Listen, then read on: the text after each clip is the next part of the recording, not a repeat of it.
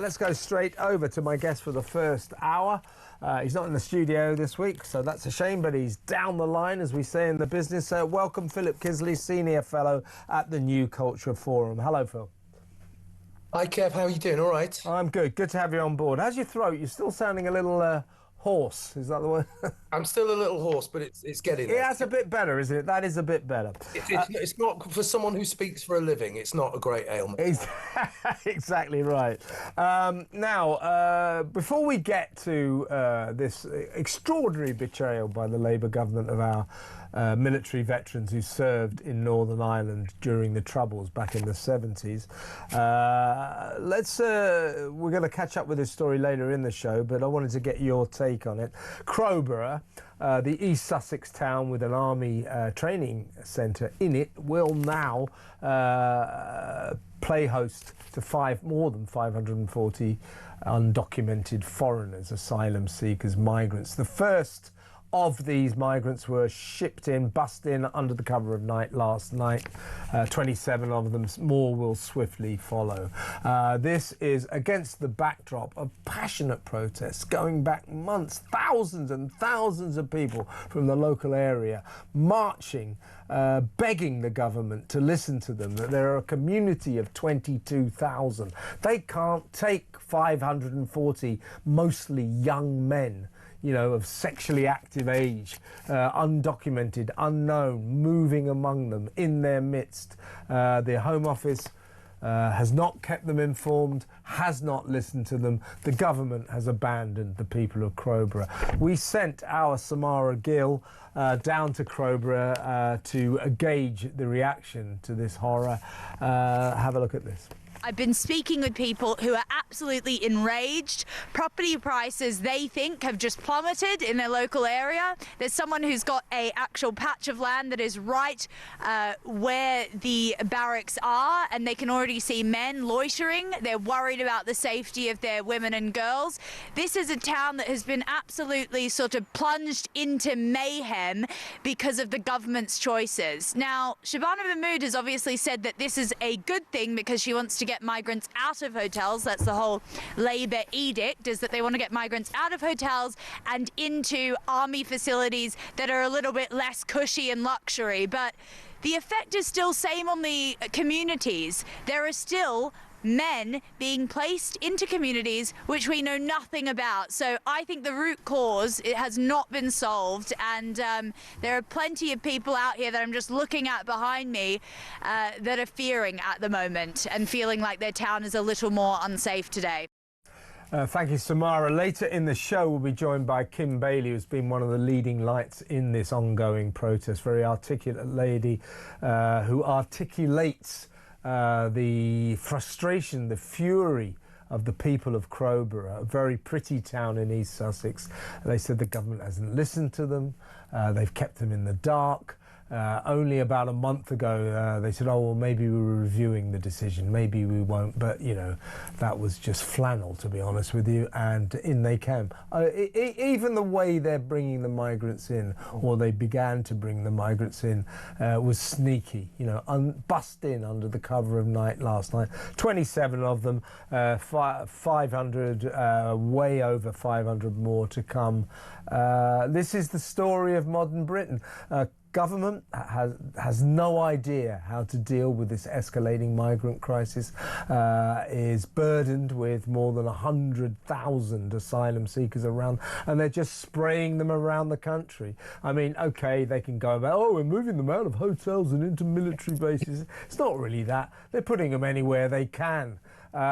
This is the story of modern Britain, a government that doesn't know what to do with these asylum seekers and just literally cannot afford to listen to the protests of the poor people who live in these communities, who are just saying we don't have the infrastructure for this. You can't put more than 540 young men into a town of 22,000. The results will be, I'll guarantee you, catastrophic. Your thoughts, Philip? Yeah, well, not only are we going to make you incredibly unsafe, we're going to put women and children at jeopardy. We're going to do it in the middle of the night, and you're going to wake up to a whole new existence. a whole new town. Your town is going to be completely different. Your lovely little town is going to be wrecked. And in many ways, the remedy is far worse than the disease. Yes, it's terrible that we've got so many of these people in hotels up and down the country, but this is arguably far worse, isn't it? We're going to have, what, 500 of them in one place? More, I think it's about 547 altogether. All right, 547 of them in one place. That is utterly insane, in a tiny little place as well, a picturesque little place that is just going to have its whole identity transformed overnight. As Samara just said there, I mean, it's not just about safety, although for me that's the primary concern. It's about all the other secondary knock-on effects as well. Houses, but you know, real estate is just going to go through the floor, and that is just shocking. Yeah. And here we have a government who will just try and do this by stealth, who have done it by stealth, and will do more up and down the country by stealth. This is the thing. We need to just mark every single one of these things off, and we need to return to them time and time again. And look what you've done. We want you to answer for this. This is, like I say, the disease. The remedy is worse than the disease. Yeah, and make no mistake, this puts women and children in Crowborough and that area into danger. It really does. We know that. We know that. We hope nothing happens, but that's hoping against hope. Absolutely disgraceful. We will talk later in the show about this. We're going to talk to Kim Bailey. As I said, she's a brilliant lady who has led this protest, and we'll get all the details from her. The campaign group is called Crowborough Shield, and they're not giving up, but they're fighting a losing battle against a government that has abandoned them, doesn't really care about their concerns because they've got nowhere else to put these people. This is a shambles, Philip. It's a shambles.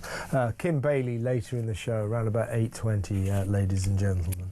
Now let's get to another disgrace on the part. I apologise to Labour almost, because I've just got a litany of stories here. This is typical of that lot that are just disgraceful betrayals by Labour. This one is just awful. There's a thing called the Troubles Bill, right? And quite rightly, that offered pretty much total immunity to the old guys now. They're old men in their 70s. They're pensioners.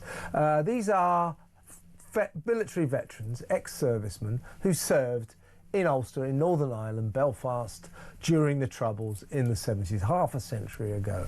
And not so long ago, Starmer and the gang, or it was agreed that we would stop pursuing these people to potentially prosecute them for wrongdoing, for crimes that may have been committed during those dark days half a century ago, 50 years ago. What's the point? You know, these people are 75, 77 years old. It's ridiculous. Why put old soldiers through this? Yesterday, the Northern Ireland Secretary, Hilary Benn, went out of his way, the government went out of its way to push through an amendment to the Troubles Bills, removing the immunity for military veterans, for our veteran soldiers. So now they can be prosecuted. And Hilary Benn said something sort of pompous like, oh, you know, we believe in the rule of law. What about the rule of decency? This is just all wrong. And it's likely to unleash a sort of tidal wave of prosecutions, possibly private prosecutions, and to torment these men who 50 years ago, half a century ago, basically did their duty in very difficult circumstances. We need to move on. What on earth are they playing about? Going out of their way to take the immunity away from our old soldiers who served in Ulster. This is a disgrace. Yeah, every now and again there's a story, isn't there, that really takes your breath away, because it's utterly inhuman on every single level. And what we've got here is a move that will result in lots and lots of old men being hounded to death in their retirement. This will result in so many vexatious claims. Let's just bear in mind that this is what we're talking about, the 1970s here. This is 50 odd years ago. This is, you know, when I was born, for God's sake. It's a different time with different values. They were dealing with terrorism on the run, in the streets, day by day, minute by minute. They had to make decisions literally on the hoof that would mean life or death.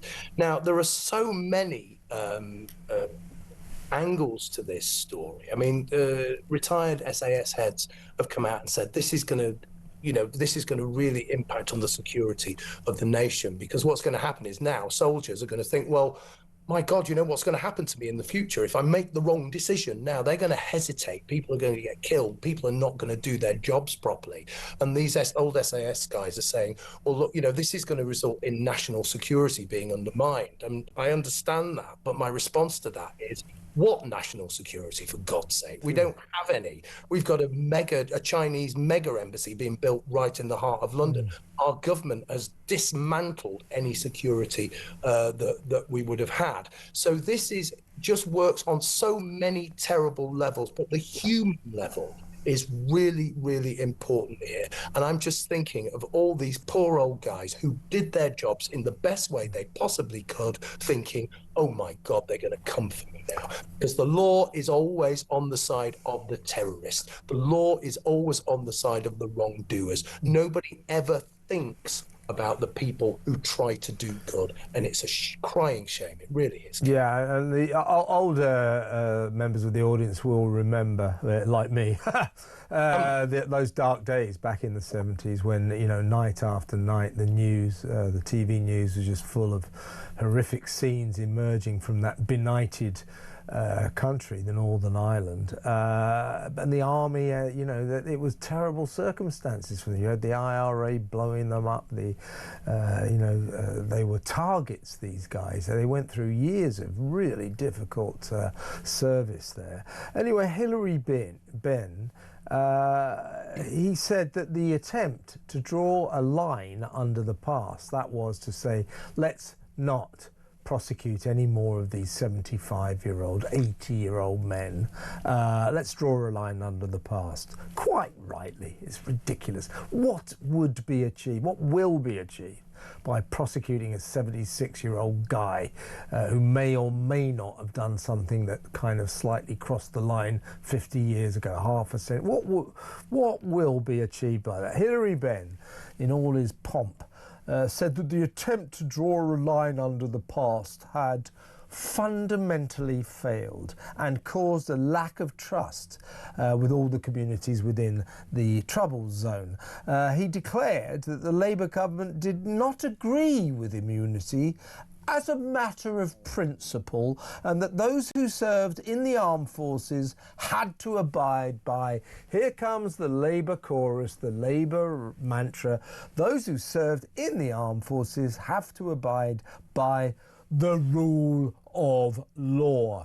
And by the way, what he actually means is the rule of law as dictated by the European Convention on Human Rights. It's our old friend, the ECHR, again, which dictates that you don't offer immunity to anyone. So this is, I would suggest, a disgusting betrayal of our soldiers, men who were just sent there, who did their duty, who obeyed orders. Yes, sometimes things got very fraught. Yes, sometimes clearly the line was crossed.